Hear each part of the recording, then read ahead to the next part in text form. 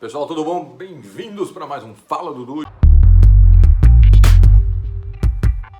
E hoje eu quero comentar com vocês um pouquinho sobre essa discussão orçamentária, como gastar, quanto gastar mais em uma área vis-à-vis a outra e por que a discussão foca tanto nisso e menos no impacto das medidas que são tomadas em relação a essas áreas. Então a gente consegue, existe uma coisa, um conceito, né, que a gente usa muito em economia, que chama o conceito de eficiência ou de produtividade.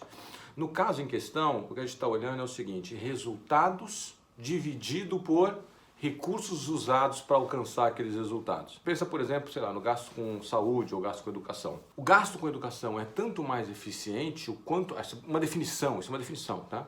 O quanto mais ele conseguir alcançar em termos de resultados bons, dividido pelo tamanho de recursos que você precisou para alcançar esses resultados bons. Então, se eu com 100 milhões de reais consigo tocar bem as escolas de um município pequeno, bem no sentido de que a variável final, que é, por exemplo, desempenho no Enem, né, dessas escolas, é um desempenho bom, é um desempenho razoável, e aí sim, controlando-se ou isolando o efeito, por exemplo, da pobreza ou do capital humano daquela região. Então, às vezes eu tenho uma escola que é boa, que é eficiente, que funciona bem, que está fazendo o melhor dela, só que o capital humano da região é de um nível, uma qualidade muito mais baixa, porque, por exemplo, é uma região mais pobre. Então, a escola tem que ser medida, isso é uma segunda dimensão. Então, a sua própria produtividade tem que ser medida como aonde ela pegou o sujeito e aonde que ela entregou o sujeito. Ou as turmas, né, em média. Estou falando sujeito, mas são as turmas numa média geral da escola. Então, essa é a medida que a gente quer analisar. Assim, se eu boto um dinheiro numa escola, por exemplo, num município rico em São Paulo, e aí os alunos lá vão bem no Enem, isso não significa muita coisa para mim. Talvez os alunos, assim, o pai desses alunos já tenha um capital humano mais elevado, são pessoas que à noite sentam com as crianças para estudar, que paga cursinho, que paga negócio de inglês, que está em cima, que está cobrando, que servem de exemplo para os filhos. Você fala assim, olha, eu vou estudar, meu pai estudou, meu pai fez faculdade, entende? No lugar pobre as coisas não são assim. Então não dá para comparar nem isso, nem olha, essa escola conseguiu com 100 milhões pegar essas crianças e levar aqui e essa levar só essa aqui e essa só aqui. Nem essa comparação é uma comparação válida, certo? Mesmo dinheiro, levou a tal lugar, a mesma prova, o Enem, não. Mas tem que se tentar isolar o efeito inicial, a dificuldade ou facilidade inicial, que vai depender do nível de renda e de capital humano dos pais ou da região como um todo. Mas voltando ao nosso papo, como que eu avalio se um projeto orçamentário foi bom, foi bem sucedido?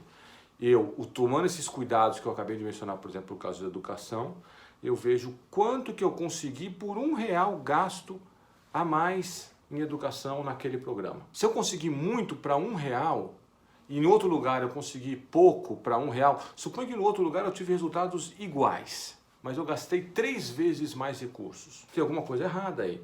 Por que na região A eu gastei, sei lá, 100 milhões e consegui um resultado em termos de Enem, e na região B, digamos que é muito parecido em termos de capital humano dos pais, de pobreza, nível geral da pobreza, etc., eu gastei 300 milhões de reais para alcançar o mesmo resultado? Tem alguma coisa que essa escola aqui tem que aprender com essa escola daqui.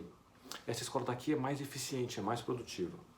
E no Brasil a gente não olha para esses dados direito, né? A gente não baseia a política pública nisso daí.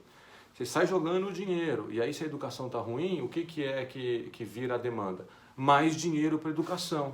Mas aí, se eu estou jogando dinheiro, vou dar um exemplo extremo, né? Mas suponho que eu estou jogando dinheiro pelo ralo. Aí o dinheiro não está ajudando ninguém, né? Os pobres daquela região e tal, porque em vez de transferir o dinheiro para eles, eu estou jogando num buraco lá. Ou então metade eu jogo no buraco e metade eu transfiro.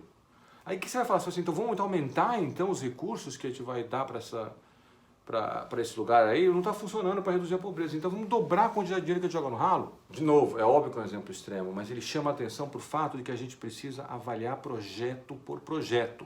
E é por isso que eu gosto da ideia do orçamento zero no começo do ano. Chega no começo do ano, ninguém tem verba para nada. E aí os departamentos, né, os departamentos, no caso de uma empresa, no caso do governo, assim, os ministérios, os setores vão apresentar projetos de seu interesse, e esses projetos de seu interesse vão ser avaliados e vão ser avaliados segundo, por exemplo, alguns resultados que eles já entregaram no passado, ou se não entregaram, eles vão ser descontinuados.